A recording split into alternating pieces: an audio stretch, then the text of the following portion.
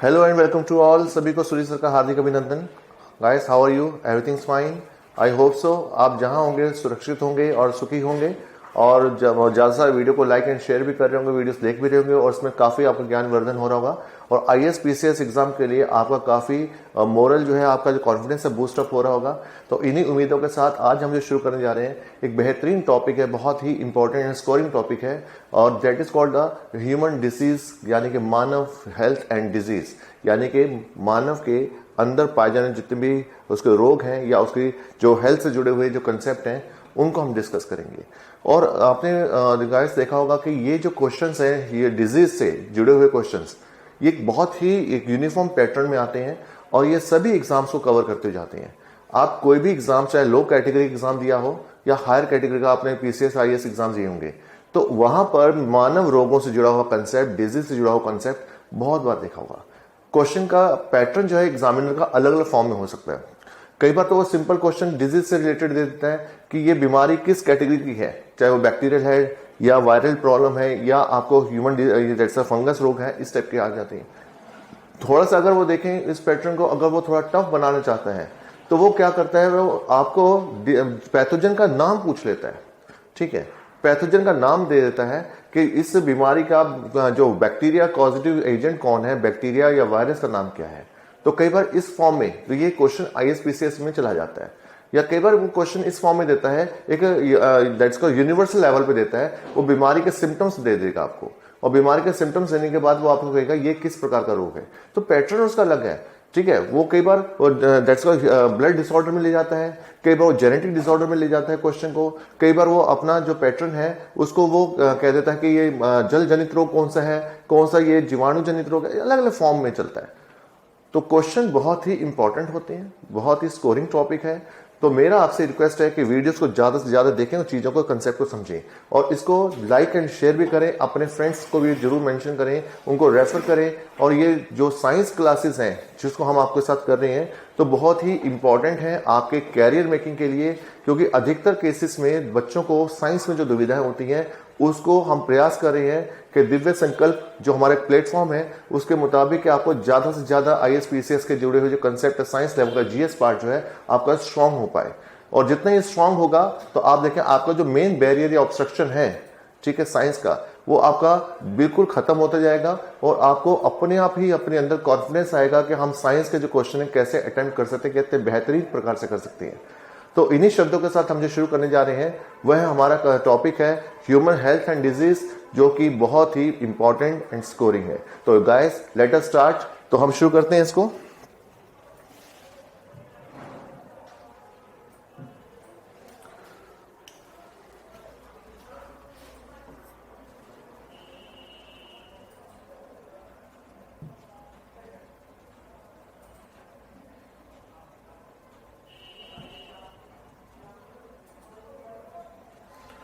तो that is human health and disease,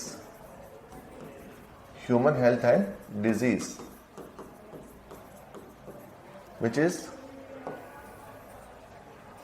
मानव स्वास्थ्य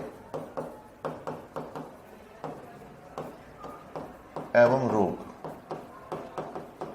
ठीक है, तो मानव स्वास्थ्य एवं रोग की हम अगर बात करें तो ये क्वेश्चन जो हमारे जुड़ेंगे कि मानव स्वास्थ्य और रोग से जुड़ा हुआ कंसेप्ट रहेगा। सबसे पहले गाइस आपको ये पता होना चाहिए रोग होता क्या है, what is a disease. Disease जो है वो क्या मतलब है, तो आप ये देखें डिजीज की अगर हम बात करें तो डिजीज क्या होता है, it is consist of two words, dis यानी नहीं, और ईज मतलब कंफर्ट, राइट। तो that means whenever we are not feeling comfort, whenever we are not feeling comfort,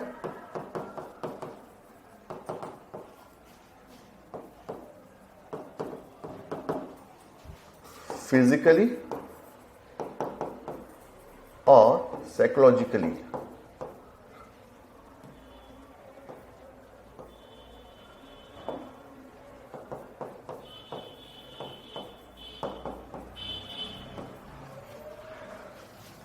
then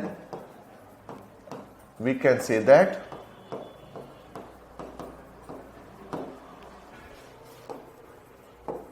we are diseased. ठीक है, तो दैट मीन्स यानी जब हम शारीरिक या मानसिक रूप से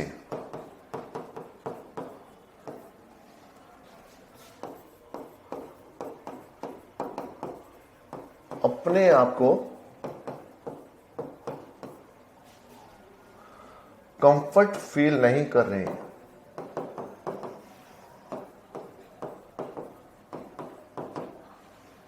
तो हम रोगी हैं। तो यहां पर जो that means social and economically जो पर्सन है, अगर आप देखें, अगर आप फिट एंड फाइन नहीं है, चाहे शारीरिक हो चाहे वो मानसिक हो, तो नेचुरली इसका इफेक्ट जो है सोशियो इकोनॉमिक कल्चर के ऊपर पड़ता है और इसका प्रभाव हमारे देश के ऊपर भी पड़ेगा। क्योंकि अगर आप व्यक्ति अगर स्वस्थ है, सोशल अगर बिल्कुल हेल्दी है, चाहे शारीरिक या मानसिक रूप से, तो डेफिनेटली वो अपने परिवार के लिए अच्छी से अर्निंग कर पाएगा, अपने परिवार को अपनी इंपॉर्टेंट जो चीजें हैं उनकी रिक्वायरमेंट उनको फुलफिल कर पाएगा। ठीक है, और अगर उसका परिवार सुखी होगा तो नेचुरली धीरे धीरे वो जो लोग हैं समाज के वो भी सुखी होंगे, क्योंकि सभी लोग अगर अपने स्ट्रांग होंगे मेंटली और सोशली फॉर्म में, तो क्या होगा, इसका इफेक्ट क्या हो, जीडीपी बढ़ने में, क्योंकि वो अपने काम को अच्छी रुचि से काम कर पाएगा। अपने जो भी वर्क असाइंड है, चाहे वो किसी ऑफिस में काम करता है, चाहे वो किसी अपना लेबोरियस वर्क करता है या किसी और जगह अपना काम करता है, तो वो वहां पर ज्यादा से ज्यादा अपना जो है आउटपुट निकाल पाएगा, यानी ज्यादा से ज्यादा वो दे पाएगा अपने समाज को। और वो अगर जितना ज्यादा अच्छा वर्क कर पाएगा तो उसका इफेक्ट कहां पड़ेगा, समाज की जो सोशियो इकोनॉमिक कल्चर है और जीडीपी जो हमारे बढ़ता है उस पर इफेक्ट पड़ेगा। तो देश का अगर व्यक्ति स्वस्थ है तो देश के जीडीपी भी इफेक्ट पड़ता है, और देश का अगर जीडीपी स्ट्रांग होगा तो नेचुरली देश की अर्थव्यवस्था स्ट्रांग होगी और वो देश आगे प्रगति करेगा। यानी एक व्यक्ति, अगर कोई व्यक्ति समाज का है, अगर वो बिल्कुल फिट एंड फाइन है मेडिकली एंड साइकोलॉजिकली दोनों प्रकार से, तो उसका प्रभाव देश के पूरे जीडीपी तक पड़ सकता है देश के ऊपर। यानी एक एक व्यक्ति की जो है इंपॉर्टेंस है, क्योंकि हर एक व्यक्ति समाज के लिए, देश के लिए अपने को कंट्रीब्यूट करता है, और ये तभी संभव हो पाएगा कि अगर वो पूरी तरह से फिट एंड फाइन होगा। ठीक है, हर प्रकार से। तो अभी आपने कोविड पैंडेमिक में आपने देखा इस बारे में कि अगर जैसे मतलब सभी लोग एकदम से रोगी होने शुरू हो गए, सभी एकदम से बीमारी इतना जो एपिडेमिक के रूप में इतना फैला है, इतना आपको मालूम है, इतना प्रभाव था इसका, तो कितने लोग इससे ग्रसित होते चले गए, और जितने ग्रसित हो गए उसको लॉकडाउन जैसी स्थिति आ गई। और लॉकडाउन का मतलब है पूरी तरह से हर एक चीज बंद होगी। अभी आप सबने देखा पूरे वर्ल्ड की इकोनॉमी में प्रभाव पड़ा इसका।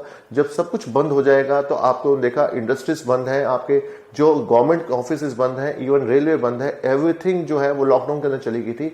तो उसका प्रभाव क्या पड़ेगा, प्रभाव पूरे जीडीपी पे इफेक्ट पड़ा। देश की जीडीपी बहुत डाउन हुई, और खाली हमारी नहीं, वर्ल्ड की इकोनॉमी में क्राइसिस हुआ।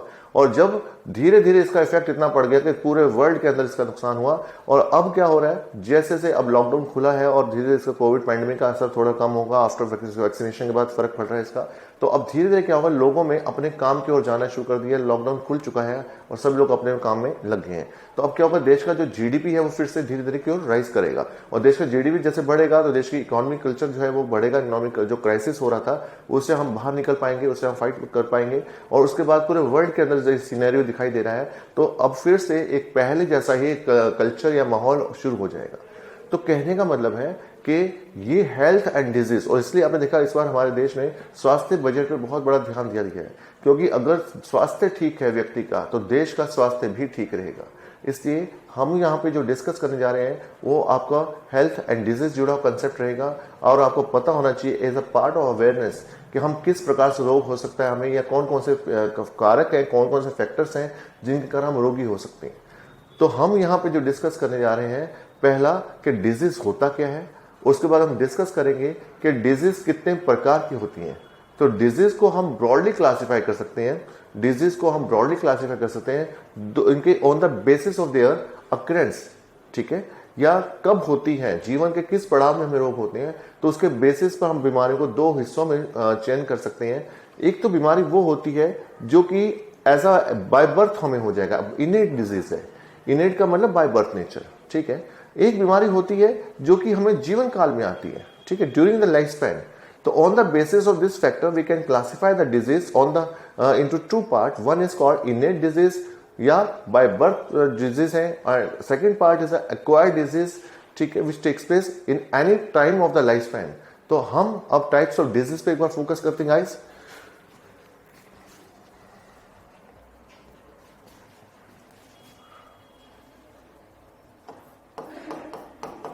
टाइप्स ऑफ डिजीज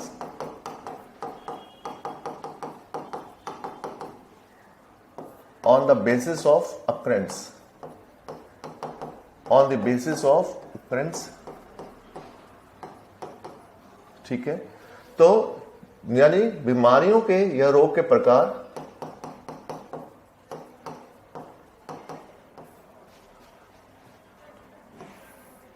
ठीक है। तो रोग के प्रकार हम डिस्कस करेंगे कि हमें कब कब बीमारियां कैसे कैसे हो सकती है। तो इसके हम दो हिस्सों में इसको बांट सकते हैं।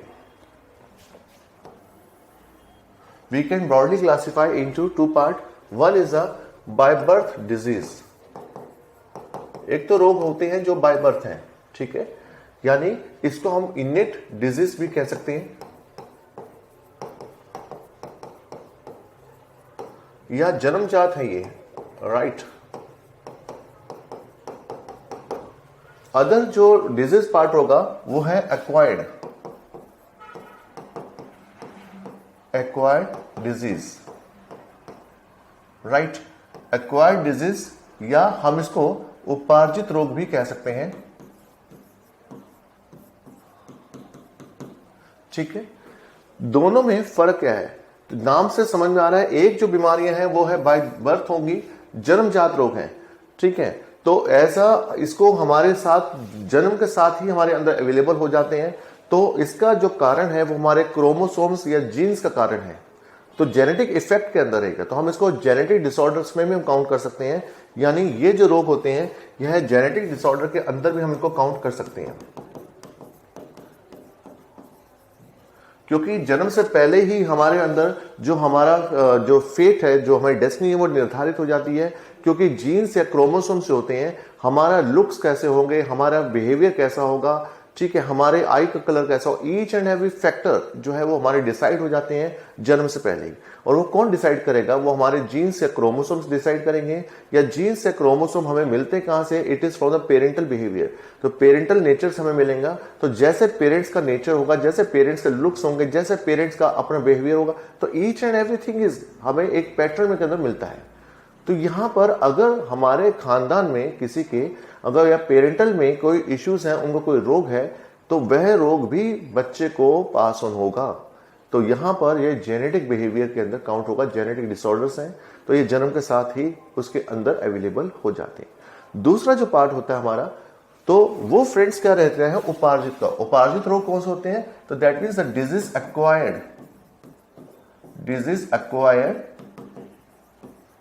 During lifespan of an individual, ठीक है। तो disease acquired during life span of an individual, यानी कि जीव के यानी कि व्यक्ति के जीवन काल में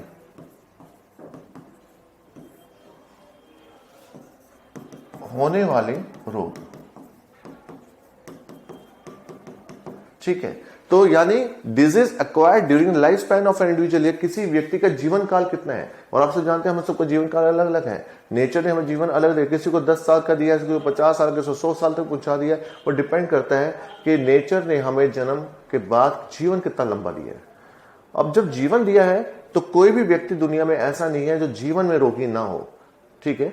तो अब तो वैसे कोविड ने सभी को रोगी कर दिया था, लेकिन आप देखें जीवन के अंदर हमें रोग आते हैं, और यह जो रोग हमें जीवन के अंदर प्राप्त होते हैं वह रोग कहलाते हैं हमारे पास एक्वायर्ड, यानी उपार्जित। कहते हैं उपार्जन करते हैं, धन दौलत का उपार्जन करते हैं। तो इसी प्रकार से हमें बीमारियां भी उपार्जित होती हैं।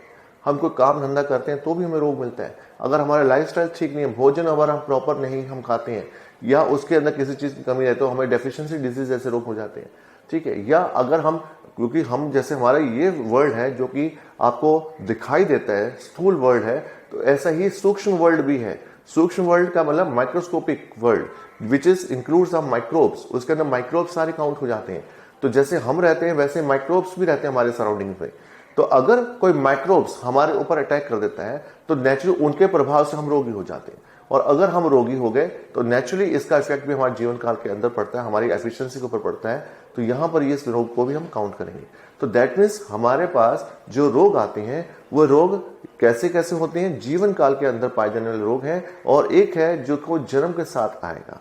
ठीक है, अगर हम इनको क्लासिफाई कर देते हैं further, we can classify genetic disorder की हम बात करें तो दीज आर फर्दर क्लासिफाइड।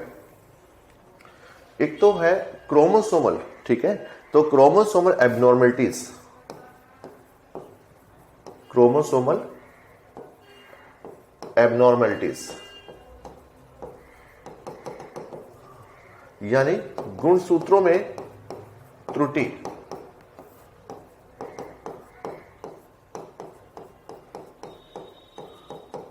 ठीक, दूसरा है जीन्स एबनॉर्मलिटी,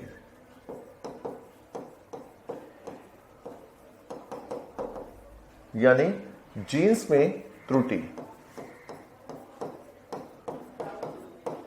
राइट, तो क्रोमोसोमल एबनॉर्मलिटीज एंड जीन्स में एबनॉर्मलिटीज एक रोग ये है।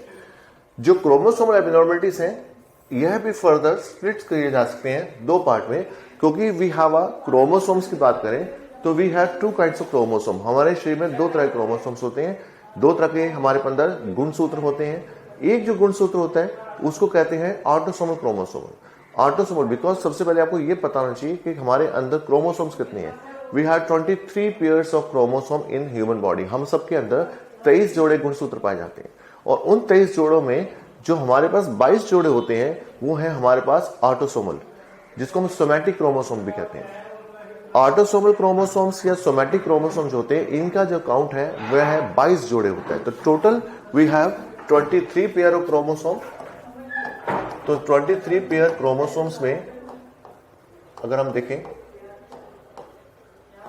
इसके अंदर 22 जोड़े जो हैं, 22 पेयर ऑटोसोम्स होते हैं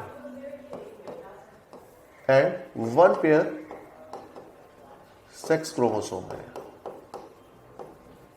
got it? So we have 23 pair of chromosome.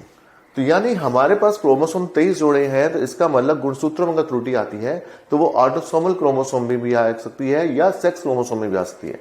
तो अगर हम बात करें तो यहां पे ऑटोसोमल एबनॉर्मलिटीज भी काउंट हो सकती हैं, ऑटोसोमल एबनॉर्मलिटीज। तो यानी ऑटोसोम्स में अगर प्रॉब्लम्स आई है, ठीक है, तो जिसको हम कायिक गुणसूत्र में खराबी भी बोल सकते हैं, कायिक गुणसूत्र में त्रुटि। और ऐसे ही sex chromosome abnormalities, sex chromosome abnormalities. Friends, बहुत ही इंपॉर्टेंट टॉपिक है ये, दैट इज जनन गुणसूत्र में त्रुटि। ठीक है, तो सेक्स क्रोमोसोमल एबनॉर्मलिटीज भी है, राइट। तो इसी प्रकार जीन्स भी हैं, वह भी दो प्रकार के हो सकते हैं, राइट। हमारे जो जीन्स हैं यह भी दो प्रकार के हो सकते हैं, क्योंकि जो क्रोमोसोम दो प्रकार के हैं तो जीन्स भी दो प्रकार के होंगे। तो जिस क्रोमोसोम के वो जीन्स अटैच होगा तो वो जीन्स वही नाम से कहलाएगा। अगर वो ऑटोसोम से अटैच है तो ऑटोसोमल जीन कहलाएगा, अगर सेक्स क्रोमोसोम से जीन अटैच है तो सेक्स क्रोमोसोमल जीन्स कहलाएगा। तो इस प्रकार से जीन्स में भी त्रुटि हो सकती है, राइट। तो और या क्रोमोसोम में भी त्रुटि हो सकती है, दोनों में से हम कंसेप्ट को लेते हैं। तो अगर हम देखें जो जीन्स की एबनॉर्मलिटी की बात करें तो इसमें हमारे पास ऑटोसोमल जीन एबनॉर्मलिटीज भी हो सकती है, जीन्स एबनॉर्मलिटीज,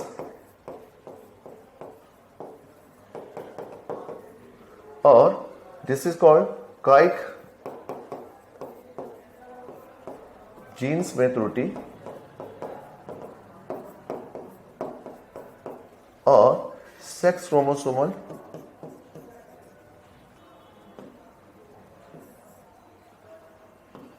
तो सेक्स जीन्स एबनॉर्मेलिटीज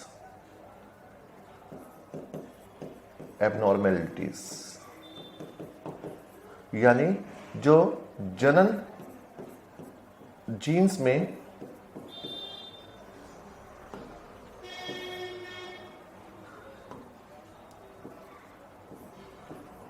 त्रुटि।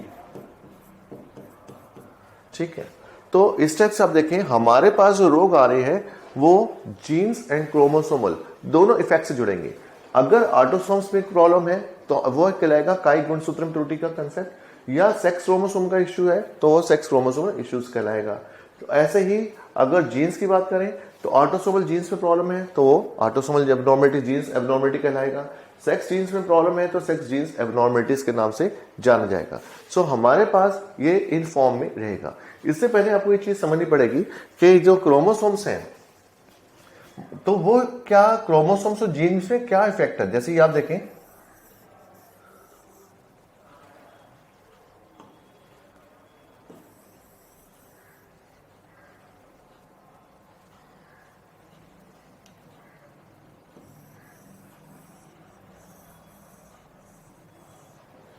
अब आप देखें ये हमने एक जीन्स की बात करी, ये हमने एक जीन्स बनाया। ठीक है, अब ये जो जीन्स है इस जीन्स में देखें दिस इज वन क्रोमोसोम, ये क्रोमोसोम हमने बनाया है, ये क्रोमोसोम है यानी गुणसूत्र। ठीक है, और क्रोमोसोम जिस पॉइंट पे अटैच होता है, जिस पॉइंट पे ये क्रोमोसोम्स की arm it just like a seizure, जैसे कैंची देखी होगी आपने, तो कैंची जैसे अटैच होती है तो जिस पॉइंट पे अटैच होती है राइट, तो इसके दोनों आर्म्स हैं, ये दोनों बाजू हैं, इसकी आर्म्स हैं, तो ये क्रोमोसोमल आर्म्स कहलाती हैं, क्रोमोसोमल आर्म इसकी बाजू हैं। और सिंगली हम इसको क्रोमेटिड्स भी कह सकते हैं। और ये क्रोमेटिड्स यानी कि एक क्रोमोसोम के या जो बाजू हैं इनको हम सिंगल फॉर्म में वन क्रोमेटिड भी कह सकते हैं। और each chromatid attach with each other at a point, एक पॉइंट पे अटैच है, and this point is known as a centromere. हम इस पॉइंट को सेंट्रोमियर कहते हैं। This point is known as centromere.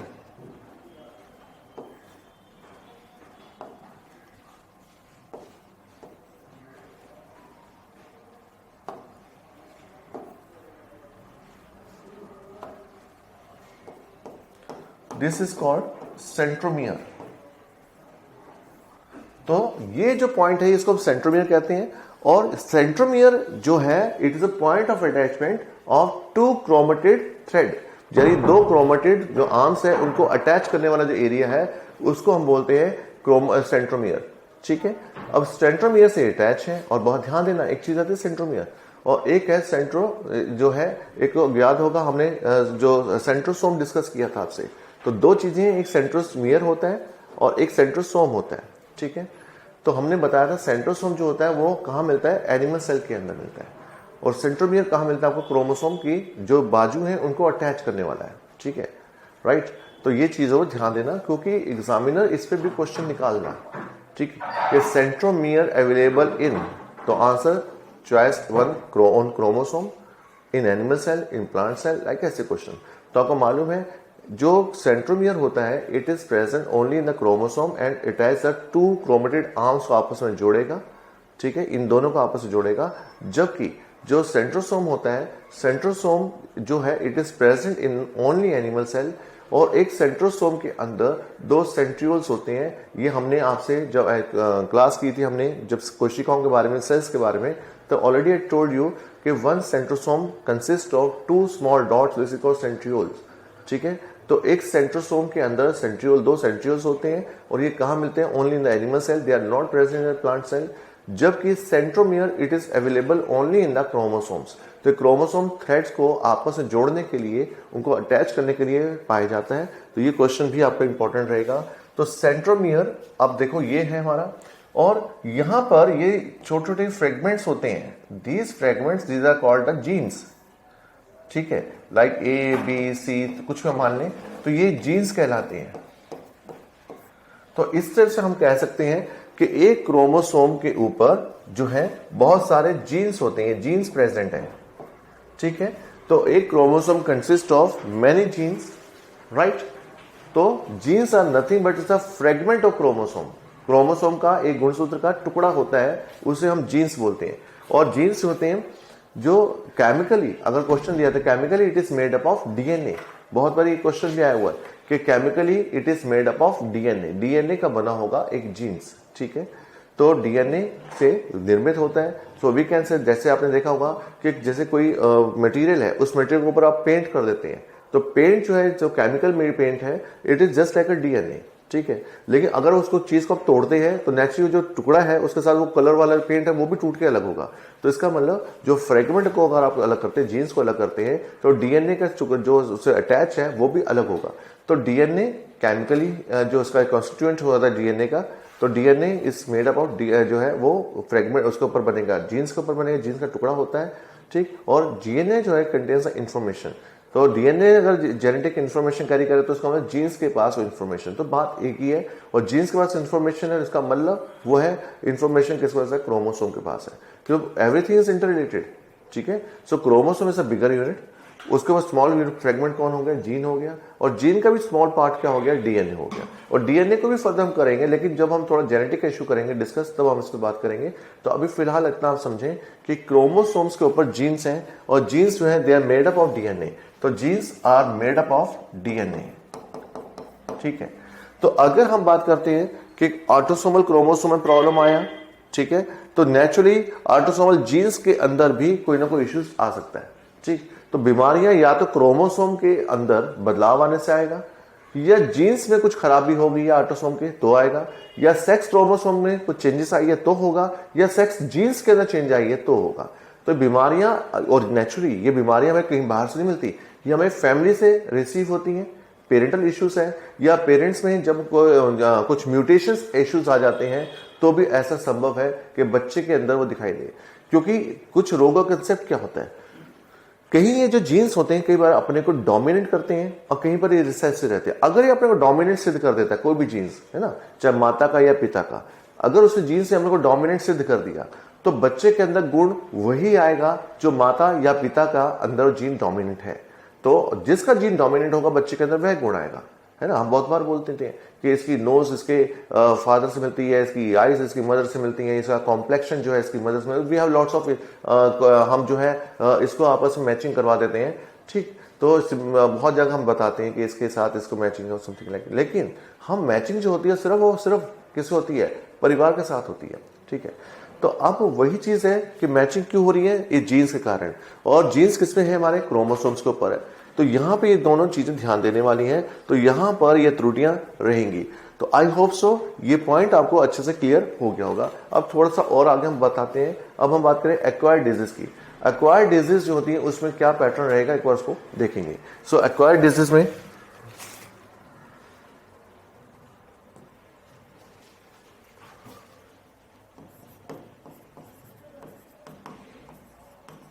Acquired disease,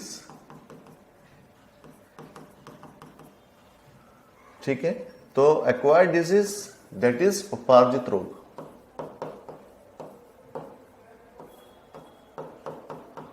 ठीक है। एक्वायर्ड डिजीज या उपार्जित रोग की अगर बात करें तो उपार्जित रोग जो है they are further subdivided into two parts. इसको भी हम दो भागों में बांट सकते हैं। तो क्लासिफिकेशन चल रहा है, ध्यान से समझिएगा। ये पीसीएस आईएएस कंसेप्ट में बहुत क्वेश्चंस आते हैं इससे जुड़े हुए भी, ठीक है। और इवन इससे कुछ जुड़ा हुआ पार्ट जो है साइंस एंड टेक के अंदर जो डिजीज है उसके अंदर भी कुछ जुड़ेगा।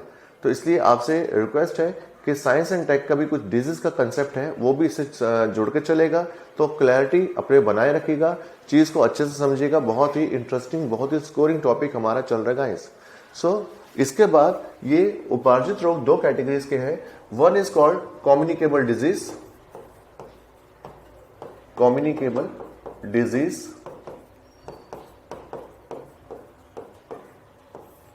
जिसको हम संचारित रोग कहते हैं, ठीक है। और also known as a infectious disease,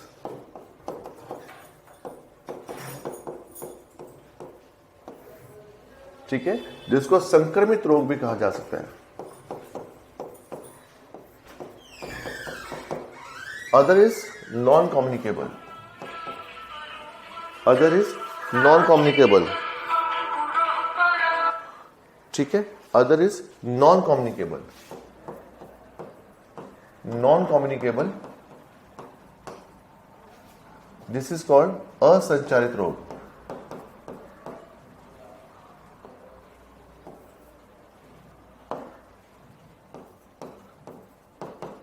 असंचारित रोग, ठीक है।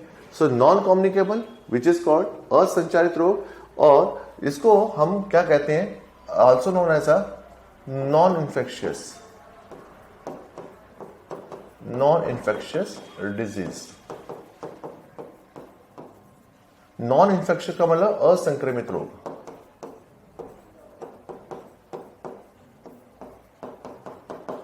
तो यानी जो एक्वायर्ड डिजीज है it is splits into two part, communicable and non communicable. अगर हम इसको देखें, कम्युनिकेबल जो डिजीज होती है they are transmitted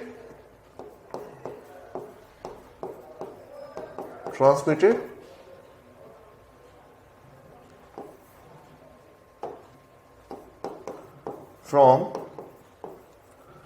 diseased to the healthy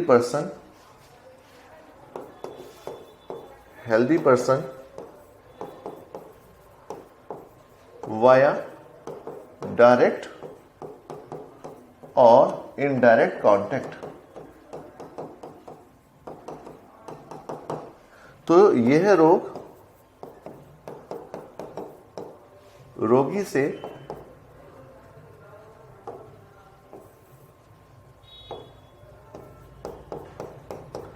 रोगी से स्वस्थ व्यक्ति में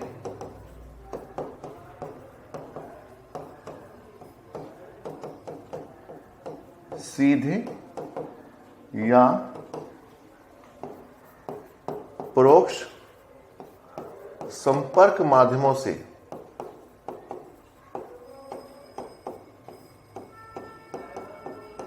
संचारित होते हैं, ठीक है। तो यह रोग जो है वह रोगी से स्वस्थ व्यक्ति में सीधे या परोक्ष संपर्क माध्यमों से संचारित होते हैं।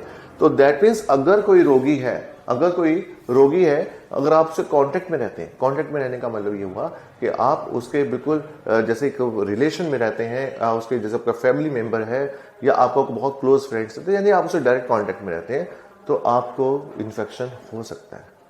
दैट्स अ डायरेक्ट कांटेक्ट, ठीक है। उसे खांसने से, उसके छींकने से, ठीक है, या उसके जो वी कैन से दैट उसके यूटेंसिल्स से, उसके क्लॉथिंग से, ठीक, तो आपको इन्फेक्शन हो सकता है। अगर ऐसा रोग हुआ है तो हम कह देते हैं कि दिस इज अ कम्युनिकेबल, ठीक, कम्युनिकेट हुआ है ना। तो ऐसी बीमारियां कम्युनिकेबल फॉर्म में जाएंगी जो कि डायरेक्ट कांटेक्ट में है। कुछ होते हैं इनडायरेक्ट कांटेक्ट में। इनडायरेक्ट कांटेक्ट का मतलब कि वह व्यक्ति आपके कांटेक्ट में नहीं है, स्टिल ही और she can pass on the disease to you, उसके बाद भी आप उसके द्वारा रोगी हो सकते हैं। अब जैसे हम बात करते हैं कि अभी कोविड पेंडेमिक चल रहा था, तो आपने देखा कि यहाँ पर कि अगर व्यक्ति आपके डायरेक्ट कांटेक्ट में आता है, ठीक, तो उसके बाद उसके खांसने से, उसके छींकने से, या उसके अगर कहीं छींक करके अपना हाथ कहीं पे उसने लगा दिया और आपने बाद में सरफेस को टच कर लिया, तो इन्फेक्शन आप तक पहुंच सका। तो ये दैट्स अ डायरेक्ट कॉन्टैक्ट है, ठीक। कुछ ऐसी बीमारियां भी हैं जिसमें वह इनडायरेक्ट कॉन्टैक्ट के द्वारा भी पास ऑन होगा, ठीक। इनडायरेक्ट का मतलब कि ये जैसे कोविड में भी आपने देखा होगा कि भीड़ भड़के वाली जगह पे अगर आप चले गए हैं तो आपको ये डोंट नो कि वो आप कौन सा व्यक्ति आपको कौन से कांटेक्ट में आया, क्योंकि ये जो बीमारी थी वो दोनों यानी कि फॉर्म में, यानी एक कैरियर की फॉर्म में भी है और जो व्यक्ति है उसको खुद भी पता नहीं वो बीमारी को लेकर जा रहा है। तो दैट मीन्स ये आपको नेक्स्ट व्यक्ति को भी पास ऑन हो सकती है जिसको मतलब कांटेक्ट में नहीं है, इनडायरेक्ट में है, वो भी आपको पास ऑन होगा। या जैसे आपने देखा हो किसी को डेंगू हो गया, तो डेंगू जो है वो मच्छर आपको आगे तक भी, आपको किसी आपके घर तक भी आ सकता है। तो कहने का मतलब रोगी आपके कांटेक्ट में नहीं है, लेकिन स्टिल जो मटेरियल है, जो कैरियर है, वह आपको पास ऑन कर सकता है रोग को। तो इसके जो कंसेप्ट है वो दोनों ही रहेंगे, that is a direct contact and indirect contact. दूसरी चीज अगर हम बात करें नॉन कम्युनिकेबल की, तो नॉन कम्युनिकेबल या नॉन इन्फेक्शियस जो डिजीज होती है, इन रोगों में क्या होता है कि disease never transmitted never transmitted from diseased to the healthy person via direct और इनडायरेक्ट कॉन्टैक्ट। ठीक है, तो वह रोग जो कभी रोगी से स्वस्थ व्यक्ति में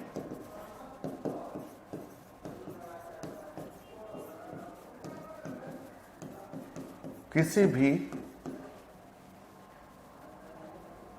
प्रकार से संचारित नहीं होते।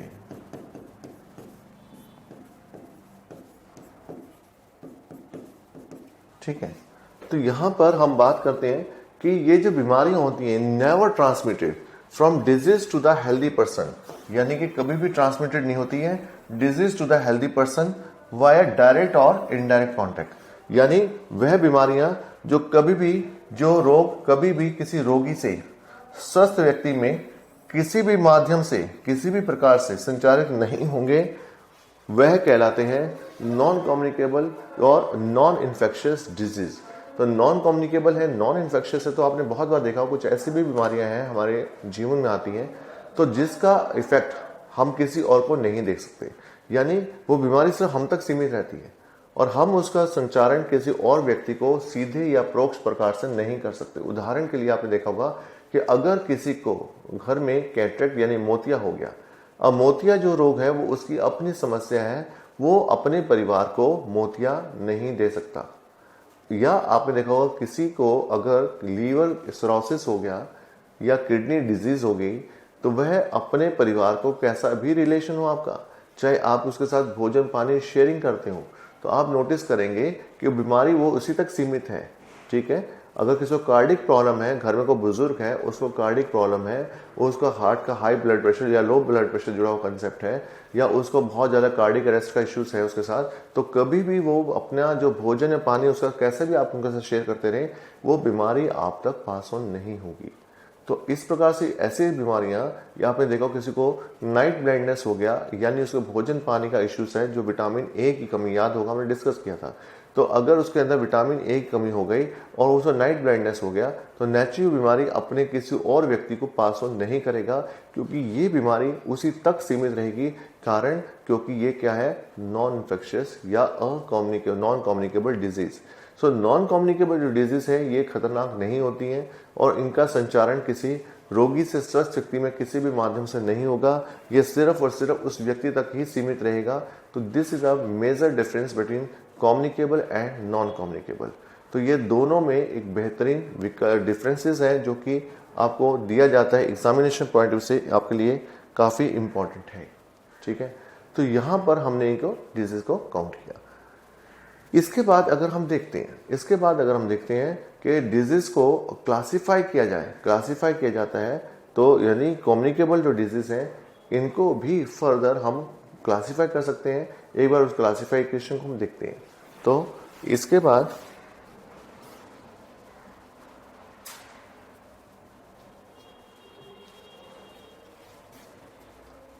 सबसे पहले जो कम्युनिकेबल डिजीज है,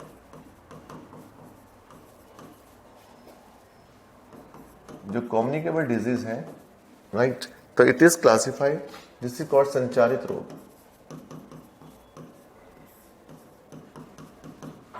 तो कम्युनिकेबल डिजीज या संचारित रोग की अगर बात करें तो कम्युनिकेबल या संचारित रोग जो होते हैं तो ये अलग अलग कैटेगरीज में होते हैं। इनके अगर हम क्लासिफाई करते हैं संचारित रोगों को on the basis of their agents, यानी किनके द्वारा रोग फैलते हैं, तो अगर हम इसमें क्लासिफाई करें तो इसके रोगाणु के कारक के बेसिस पे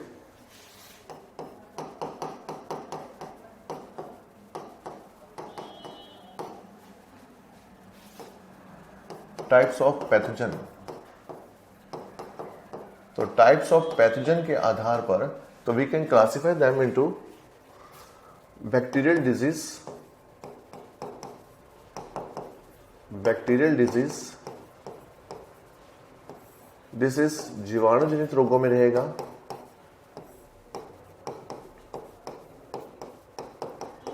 ठीक है, ऐसे ही बैक्टीरियल डिजीज के अलावा अगर आप देखें एक और problem that is called viral disease,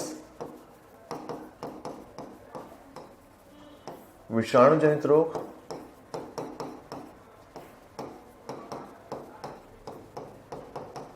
ठीक है, ऐसे ही फंगल डिजीज, दिस इज कवक जनित रोग, कवक जनित रोग। राइट, तो फंगल डिजीज कवक जनित रोगों की श्रेणी में रहेगा। इसी तरह से अगर हम देखें बैक्टीरियल फंगल के बाद एक और जो डिजीज कैटेगरी है, एंड दिस इज अ कृमि जनित,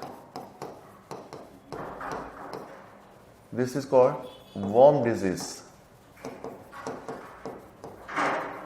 ऐसा ही अगर हम देखें वॉर्म डिजीज के अलावा अगर हमारे पास कैटेगरी है प्रोटोजोन डिजीज की,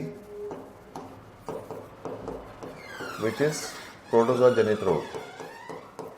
तो अब आप देखें इतनी कैटेगरीज में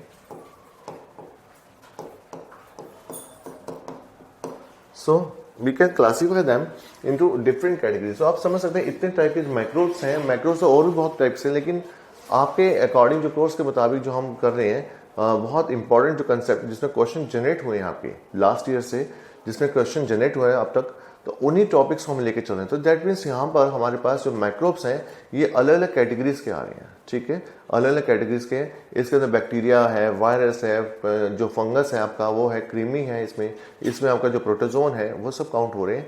तो इनके द्वारा होने वाले रोगों को भी हम विस्तार पूर्वक डिस्कस करेंगे। बहुत ही इंपॉर्टेंट कंसेप्ट होगा ये भी। इसके बाद जो दूसरा है हमारे पास नॉन कम्युनिकेबल, अगर हम देखें जो नॉन कम्युनिकेबल पैटर्न है, नॉन कम्युनिकेबल डिजीज। तो नॉन कम्युनिकेबल जिसको हम असंचारित रोग भी कहते हैं, असंचारित रोग। ठीक है, अब असंचारित रोगों की अगर हम बात करें, इसके भी अगर हम टाइप्स देखें, इसके जो टाइप्स हैं अलग अलग हैं। एक तो माल न्यूट्रिशनल इश्यूज हैं, इसमें माल न्यूट्रिशनल डिजीज, दैट इज कुपोषण जनित रोग, कुपोषण जनित रोग। ठीक है, कुपोषण जनित रोग रहेगा हमारा। इसके अलावा अगर हम देखें इसी के अंदर कुछ और इंपॉर्टेंट कंसेप्ट कुपोषण जनित के अलावा, this is called deficiency disease,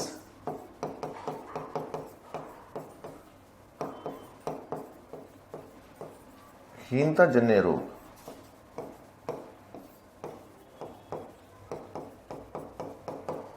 तो इसमें माल न्यूट्रिशन के साथ साथ हीनता जन्य यानी कि lack of disease, lack of material या लैक ऑफ न्यूट्रिएंट्स अगर कुछ हो जाते हैं तो उससे भी हमें रोग हो सकते हैं। इसके अतिरिक्त आप देखें occupational disease, occupational which is व्यावसायिक रोग, व्यावसायिक रोग। ठीक है, तो व्यावसायिक रोगों की श्रेणी में भी हमारे पास आते हैं ऑक्यूपेशनल डिजीज, ऑक्यूपेशनल कंसेप्ट में जाएगा ये। इसी तरह से ऑक्यूपेशनल डिजीज के अलावा we have a degenerative disease, degenerative disease, this is degenerative का मतलब है हम इसको ऑर्गेनो डिजीज भी कह सकते हैं, ऑर्गेनो डिजीज, जिसको हम आंगिक रोग का नाम भी दे सकते हैं। राइट, तो फ्रेंड्स, इनको भी हमने क्लासिफाई किया, नॉन कम्युनिकेबल डिजीज को भी। तो ये एक छोटा सा इंट्रो है, आपको जो जो करना है जैसे जैसे डिजीज से जुड़ा हुआ चीजें, तो ये हमने आज आपको एक इंट्रो दिया है इन कंसेप्ट से जुड़ा हुआ। तो ये सब हमने टॉपिक इसके अंदर करने हैं अलग अलग प्रकार से, और इसमें कुछ एग्जांपल्स के साथ साथ इन चीज़ों को भी हम समझेंगे। और ये सब चीज़ें एग्जामिनेशन पॉइंट ऑफ व्यू से बहुत ही ज़्यादा इंपॉर्टेंट है, और डिजीज जो टॉपिक है इसको आपने बहुत अच्छे तरीके से समझना है, ठीक है। और इसके बाद जो हम इसी में थोड़ा सा और जो इसको थोड़ा ऐड अप करके फिर आगे बढ़ते हैं। देखिए, हमने अभी आपसे जो डिस्कस किया था वो है सबसे पहले एक्वायर्ड डिजीज एंड इनेट डिजीज, जिसे जन्मजात रोग कहते हैं, और आपका जो जीवन काल में पाए जाने वाले रोग हैं। शुरुआत हम यहाँ से करेंगे। सबसे पहले अगर आप देखें जो जन्मजात रोग हैं, जन्मजात के अंदर हमने बोला कि आपके पास जो क्रोमोसोम्स हैं और जीन्स हैं, इनसे जुड़ा हुआ कंसेप्ट है, राइट। क्रोमोसोमल डिजीज को अगर हम देखें, क्रोमोसोम हमारे पास कौन से थे, एक ऑटोसोमल क्रोमोसोम था और एक है सेक्स क्रोमोसोमल। तो दोनों के ही कंसेप्ट को लेकर चलेंगे। तो सबसे पहले हम जो शुरुआत करते हैं वो है हमारे जो पहला कंसेप्ट, दैट इज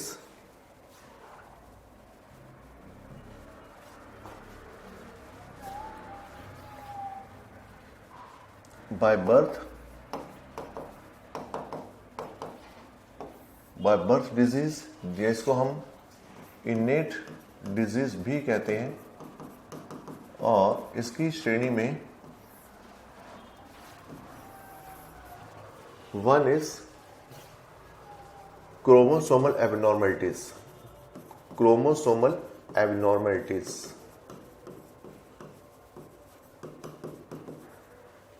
क्रोमोसोमल का मतलब कि गुणसूत्र में त्रुटि, गुणसूत्रों में त्रुटि, ठीक है। और दूसरा हमारे पास क्या था, जीन्स में एबनॉर्मलिटीज, जीन्स एबनॉर्मलिटीज यानी जीन्स में त्रुटि।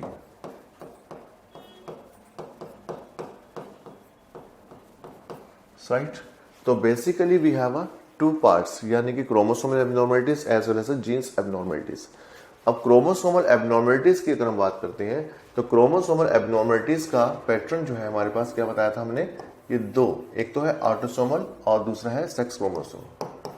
Autosomal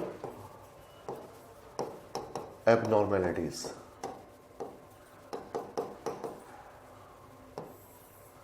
autosomal abnormalities that is called कायिक गुणसूत्र में, कायिक गुणसूत्रों में त्रुटि, ठीक है। और दूसरा जो है हमारे पास है वो है sex chromosomal abnormalities, sex chromosomal abnormalities,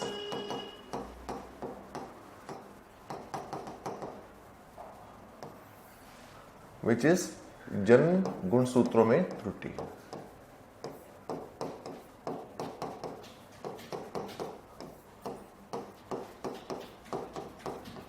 ठीक है। अब आपको बताया कि हमारे पास 23 जोड़े गुणसूत्र हैं। 23 जोड़े के अंदर जो 22 जोड़े होते हैं, तो 22 जोड़े हमारे पास कहलाएंगे ऑटोसोम्स,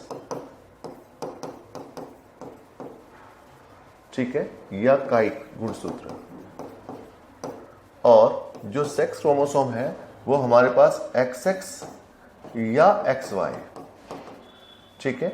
तो XX या XY ये हमारे पास सेक्स क्रोमोसोम्स हैं। आप सब जानते हैं if we have 22 pair autosomes अगर है प्लस XY, तो this is a combination for the male. तो बेबी जो होगा वो मेल बेबी होगा। लेकिन अगर 22 जोड़े ऑटोसोम्स हैं और उसके साथ सिर्फ XX क्रोमोसोम है, तो ऐसे केस में यानी कि 23 जोड़े में क्या होगा, गर्ल चाइल्ड यानी girl baby. So this pattern को माइंड में रखिएगा कि गर्ल बेबी के अंदर दोनों ही पैटर्न XX रहेंगे, लेकिन जो मेल होगा उसके अंदर XY रहेगा, राइट। तो मेल के अंदर आपको जो मिलेगा वो एक्स वाई है,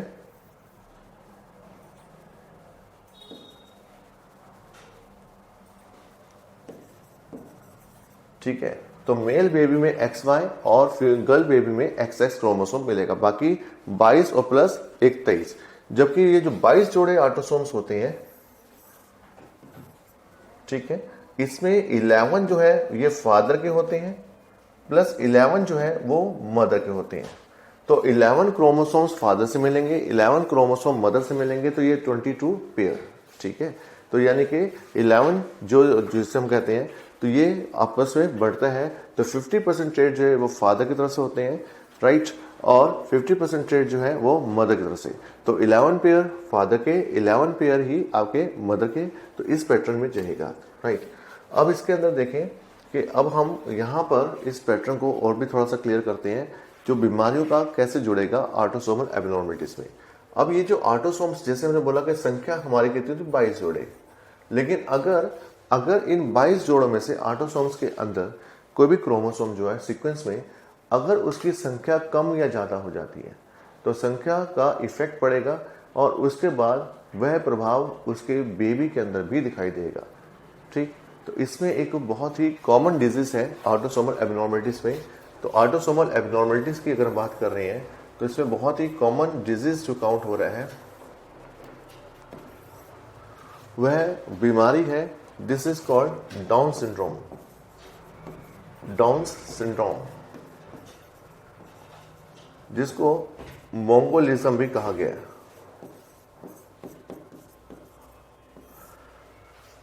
तो बहुत से एग्जाम से क्वेश्चन आया है कि ऑटोसोमल एब्नॉर्मलिटीज में ये डाउन सिंड्रोम जो किस कैटेगरी का रोग है। तो डाउन सिंड्रोम किस कैटेगरी का है, इट्स अ ऑटोसोमल डिजीज। तो ऑटोसोमल एब्नॉर्मलिटीज के अंदर काउंट होगा डाउन सिंड्रोम। क्यों, क्या होता है इसके अंदर, इसमें इस बीमारी में जो 21वां जो क्रोमोसोम होता है, 21वां 21st क्रोमोसोम, तो it goes to trisomy condition. तो यहां पर जो 21वां क्रोमोसोम है, it is trisomy of 21st chromosome, ठीक है। तो यहां पर डाउन सिंड्रोम में जो है 21वें क्रोमोसोम में खराबी आ जाती है, 21st नंबर का जो क्रोमोसोम है वो ट्राइसोमी में चला जाता है, राइट। तो ऐसा होने पर जो बेबी होता है, तो बेबी का अगर हम देखें तो इसके सिम्टम्स की बात करें तो बच्चा जो है वो मेंटली रिटार्डेड हो सकता है, मेंटली रिटार्डेड होगा, ओपन वाइडेड माउथ होगा,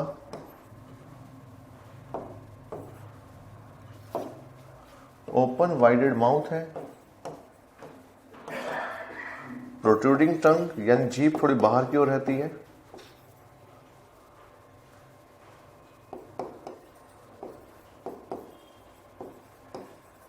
ठीक है। तो मोंगोलॉइड फेस जिसे हम कहते हैं,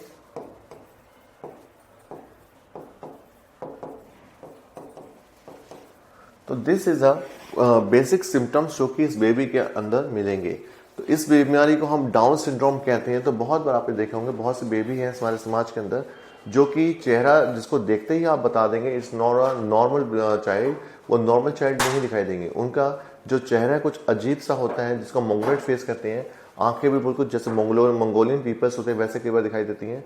they have a open wided mouth रहेगा जिसमें सैलिवा रिलीज होता है, सेलिवेशन होता रहता है, स्मॉल हेयर्स होते हैं उनके सर पे छोटे, और इसके अलावा आपने देखे होंगे स्लो लर्नर या हम कहते हैं मेंटली रिटार्डेड, तो ऐसा भी इसके अंदर देखने को मिलता है, राइट। तो यहाँ पर ये क्वेश्चन भी आपका इम्पोर्टेंट है कि जो मोंगोलिज्म रोग है, मोंगोलाइड जो डिजीज है, ये किस कैटेगरी का रोग है। तो इट्स डिजीज होगी, ये 21st क्रोमोसोम में प्रॉब्लम होने के कारण होती है, तो that's a trisomy condition generate हो जाती है इस बीमारी के अंदर। तो ये क्वेश्चन भी आपके लिए इम्पोर्टेंट रहेगा।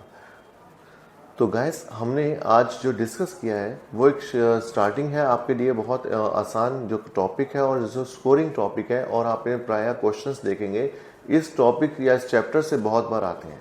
तो जेनेटिक डिजीज से जुड़े हुए क्वेश्चन या आपके जो एक्वायर्ड डिजीज जुड़े हुए क्वेश्चंस ये एक बहुत पैटर्न वाइज रहता है, एग्ज़ाम में बहुत बार रिपीटिशन जाते हैं, और आप जो प्रीवियस ईयर के क्वेश्चंस हैं उनको भी आप चेक करेंगे तो आपको हमारा कराए हुए जो क्वेश्चंस है उसमें वो प्रीवियस ईयर के क्वेश्चंस भी मिल जाएंगे आपको। तो इसलिए इनको ज़्यादा से ज़्यादा चीज़ों को समझें और ज़्यादा से ज़्यादा वीडियो को लाइक एंड शेयर करें, और अपने जो फ्रेंड्स हैं उनको भी आप बताएं, उनको भी मोटिवेट करें कि वीडियोस ज़्यादा से ज़्यादा लाइक परचेज़ करें इसको, और अपना भी फ़ायदा लें। क्योंकि आपको मालूम है कि जीवन में हम सब के पास जो चांसेस हैं वो गिने होते हैं। ठीक, जीवन भर आप भी IAS PCS की तैयारी या नहीं कर पाते हैं, क्योंकि गवर्नमेंट की तरफ से एक जो एज है वो निर्धारित की गई है कि हर एग्ज़ाम की, और अगर हम वही उम्र निकाल देते हैं अपने इफ एंड बट्स में कि अभी करते हैं नहीं करते हैं, ये सब करते हैं, क्योंकि ऑफलाइन क्लासेस जो हैं वो ऑलरेडी शुरू हो चुकी हैं, कोई इशू नहीं है उसके अंदर। लेकिन जो लोग दिल्ली जैसे या शहर में या मुखर्जीनगर एरिया में नहीं आ पाते हैं, तो ये एक उनके लिए बहुत ही सुलभ पैटर्न है उनके लिए कि वो घर बैठकर भी इन वीडियोस को अच्छे से देख पाएँ, उनको समझ पाएँ, और अपने घर की तैयारी में बैठकर भी अपनी तैयारी कर पाएँ। तो उनके लिए बहुत ही आसान मौका, क्योंकि आजकल बहुत टेक्नोलॉजी एडवांस हो चुकी है।